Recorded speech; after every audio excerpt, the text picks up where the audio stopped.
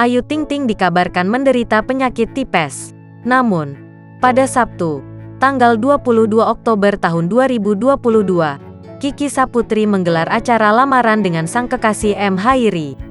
Pada momen tersebut, Ayu Ting Ting terlihat hadir di tengah kebahagiaan Kiki Saputri dan M. Hairi.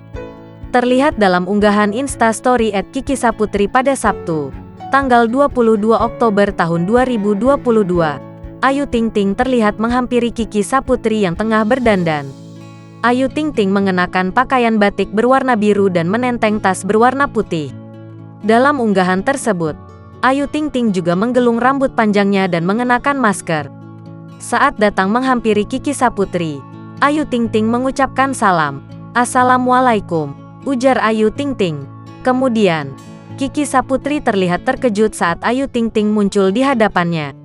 "Ya ampun, siapa ini?" "Waalaikumsalam teteh," ujar Kiki Saputri. Mengetahui kondisi Ayu Ting Ting sebelumnya, Kiki Saputri menyebut sahabatnya orang yang bandel. Lantaran Ayu Ting Ting seharusnya masih harus istirahat untuk memulihkan kondisinya. "Bandel banget, aku belum ngapa-ngapain," ujar Kiki Saputri. Lantas, Kiki Saputri membeberkan kondisi Ayu Ting Ting. Dikatakan Kiki Saputri, Ayu Ting Ting baru saja keluar dari rumah sakit.